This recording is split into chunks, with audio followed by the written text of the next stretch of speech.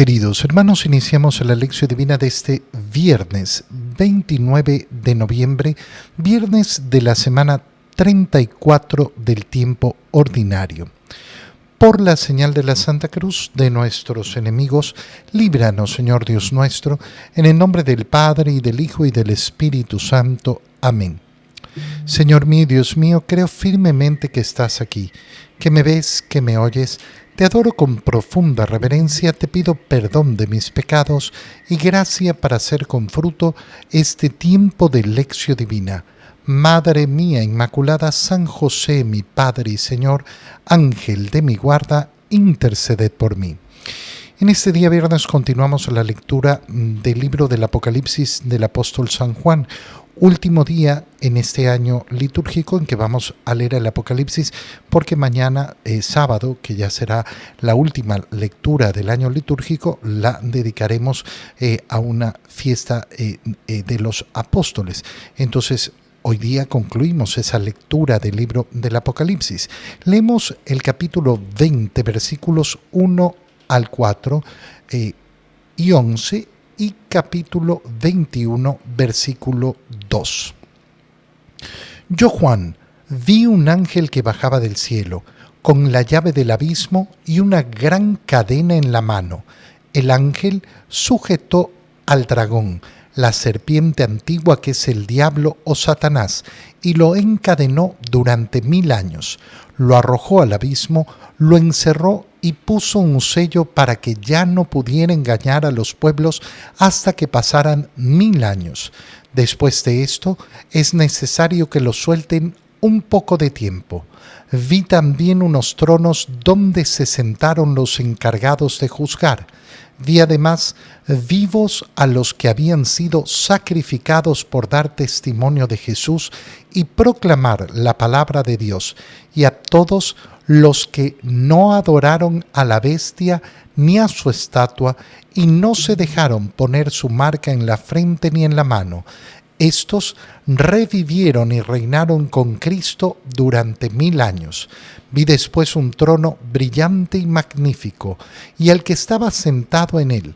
El cielo y la tierra desaparecieron de su presencia sin dejar rastro, y vi a los muertos, grandes y pequeños, de pie delante del trono. Fueron abiertos unos libros y también el libro de la vida. Los muertos fueron juzgados conforme a sus obras que estaban escritas en esos libros. El mar devolvió sus muertos, la muerte y el abismo devolvieron los muertos que guardaban en su seno. Cada uno fue juzgado según sus obras. La muerte y el abismo fueron arrojados al lago de fuego. Este lago es la muerte definitiva. Y a todo el que no estaba inscrito en el libro de la vida, lo arrojaron al lago de fuego. Luego vi un cielo nuevo y una tierra nueva, porque el primer cielo y la primera tierra habían desaparecido y el mar ya no existía. También vi que descendía del cielo desde donde está Dios la ciudad santa, la nueva Jerusalén, engalanada como una novia que va a desposarse con su prometido. Palabra de Dios.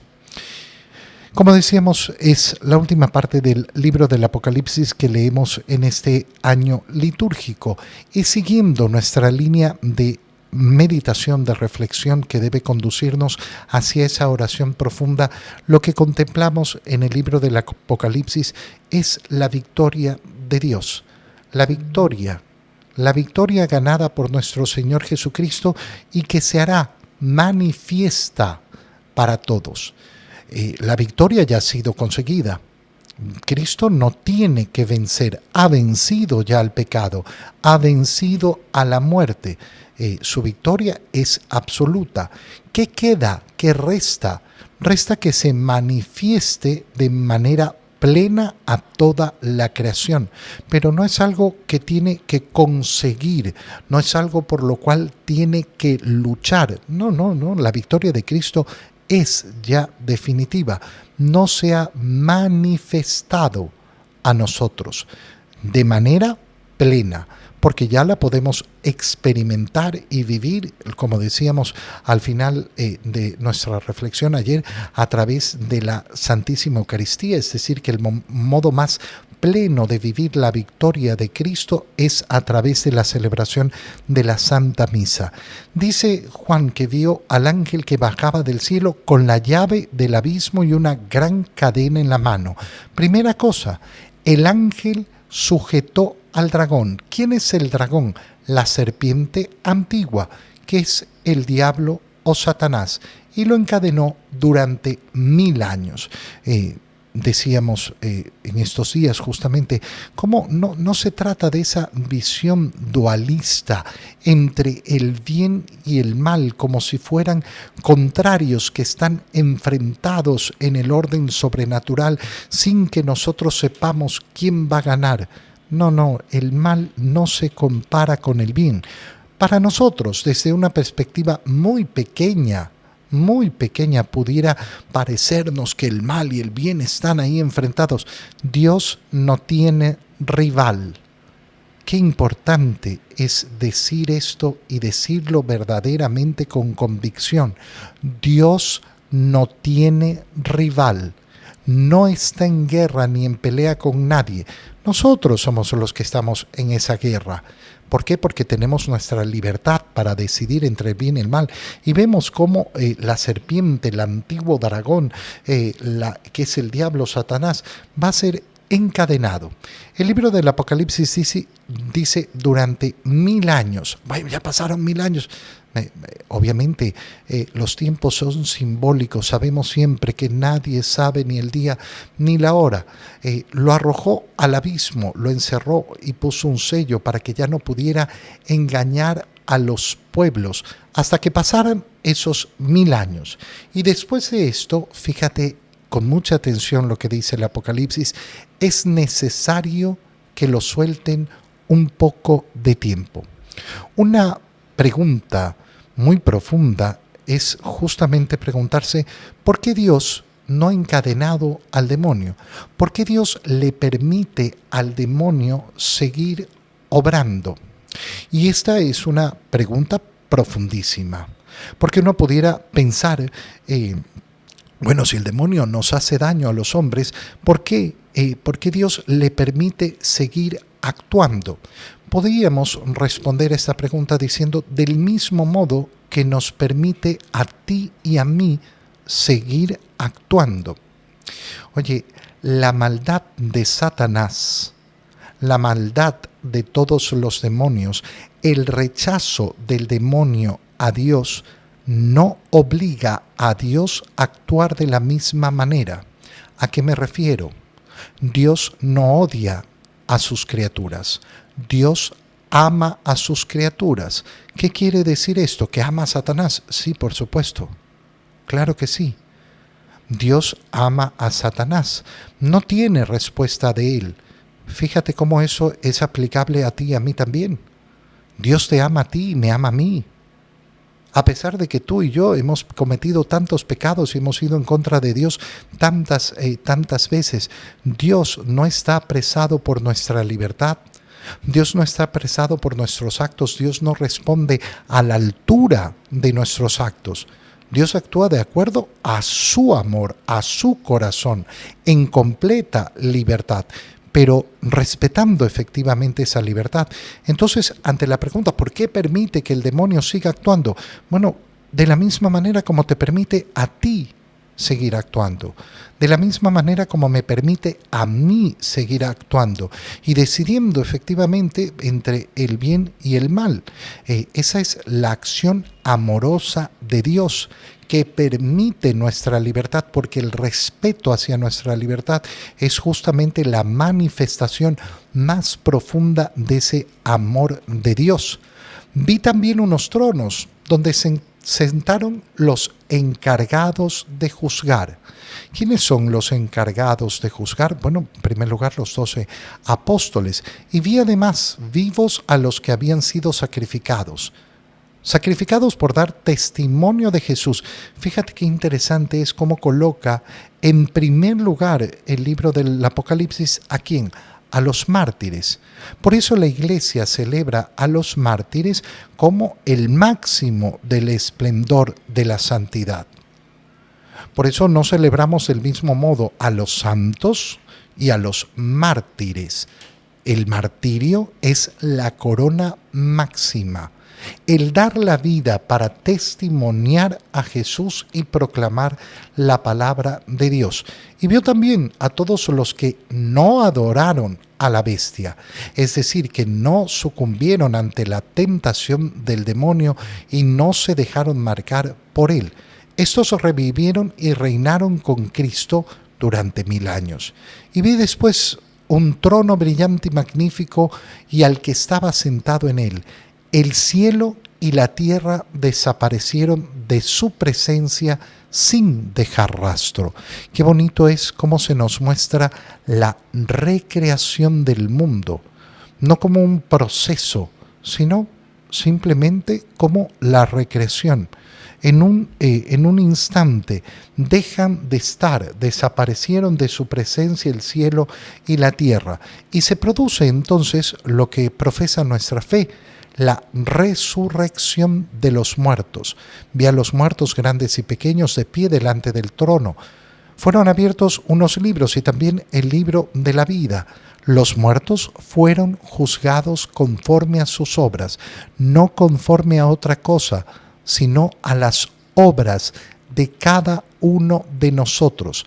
Esas obras que están escritas en esos libros, es decir, se nos está diciendo que todas nuestras acciones en esta tierra no van a ser olvidadas. Y esto funciona de manera positiva y de manera negativa. De manera negativa, obviamente, todas mis malas acciones, no, es que yo logré ocultar, yo logré mentir. No, nunca voy a lograr ocultar ni mentir. ¿Por qué? Porque a Dios no le voy a ocultar absolutamente nada. Y por el otro lado, todas esas obras buenas que puede que nadie haya elogiado, nadie haya visto, ni nadie se haya enterado en este mundo. ¿De qué vale hacer el bien si no es reconocido por los demás? Porque a mí me interesa hacer el bien a los ojos de Dios, no a los ojos del mundo. El juicio no viene del mundo, el juicio viene de Dios. ¿Quiénes resucitan? Todos.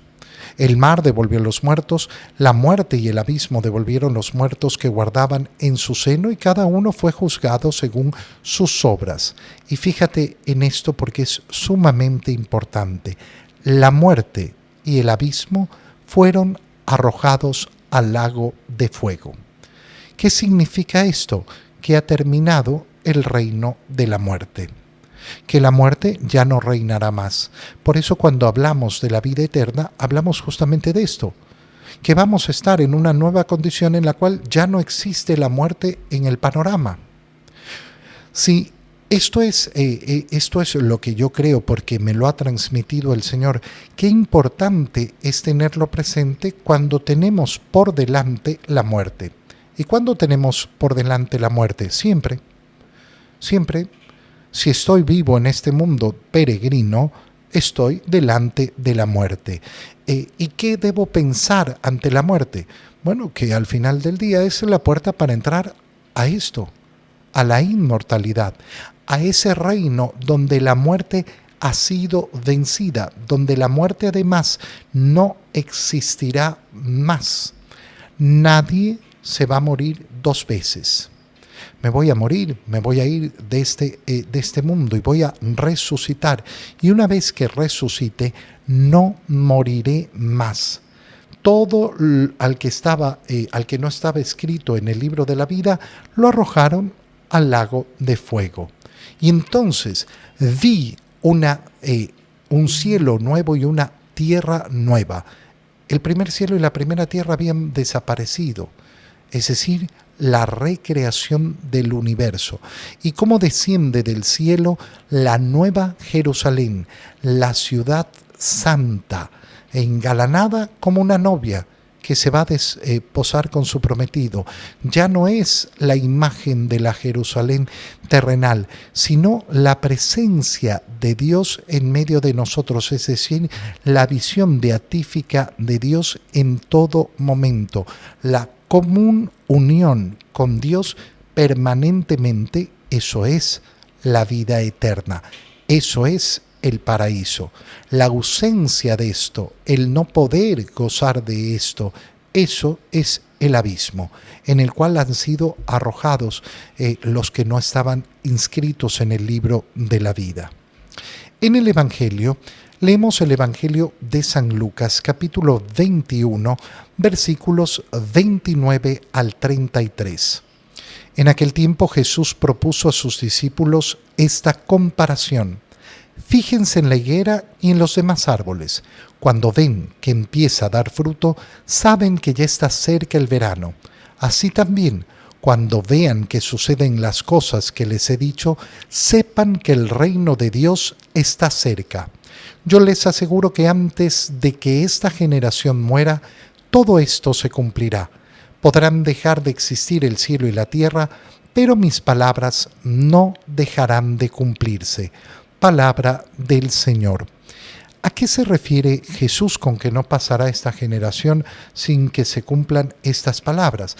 Recuerda que todo el discurso escatológico que da el Señor siempre se refiere simultáneamente a dos realidades. La realidad de la profecía de la destrucción de Jerusalén y la expulsión de los judíos de Israel y el último día. Siempre mezclando estas dos cosas, hablando del futuro en una doble dimensión. Va a cumplirse lo que les estoy diciendo y no va a pasar esta generación. Lo hemos dicho durante los últimos días con mucha insistencia. En el año 70 se cumplió la profecía del Señor sobre la destrucción de Jerusalén. Pero en otro nivel entendemos que esa generación que no va a pasar sin ver lo que el Señor ha dicho, se entiende como la generación de la nueva alianza, es decir, que cubre todas las generaciones a través de todos los años, de todo lo que dure la nueva alianza. La nueva alianza lleva ya 2000 años. ¿Cuántos más va a durar? No tenemos idea. Ahora, para entender bien las palabras que dice Jesús en el Evangelio de San Lucas, fíjate cómo está avanzando hacia el fin de este discurso escatológico y le dice a sus discípulos que le han preguntado ¿cuándo va a ocurrir esto? ¿Qué señales van a ocurrir? Fíjense en la higuera y en los demás árboles. Cuando ven que empieza a dar fruto, saben que ya está cerca el verano. ¿Qué está dando el Señor? Está dando un concepto completamente natural, una sabiduría completamente popular, que podemos tener acceso a ella de una manera tan simple. La higuera y los demás árboles empiezan a dar fruto y entonces sabemos que ya está cerca el verano. ¿Qué gran sabiduría se requiere para tener este conocimiento? No se requiere una gran sabiduría. Entonces, así también, cuando vean que suceden las cosas que les he dicho, sepan que el reino de Dios está cerca. Pero todas las cosas que ha descrito Jesús son cosas que van ocurriendo constantemente, efectivamente. Cuando el Señor dice van a ocurrir guerras, van a ocurrir terremotos, va a pasar esto, los van a perseguir, los van a matar, y lo pone en un nivel natural. Bueno, cuando ustedes ven que la higuera y los demás árboles comienzan a dar fruto, ya es verano. ¿Qué nos está diciendo entonces? El conocimiento más natural que podemos tener sobre nuestra existencia. ¿Y cuál es ese conocimiento? Que estoy de paso en este mundo. Que mi existencia en este mundo es un paso peregrino. Estoy peregrinando en este mundo. Y que por tanto siempre tengo la muerte por delante. Cuando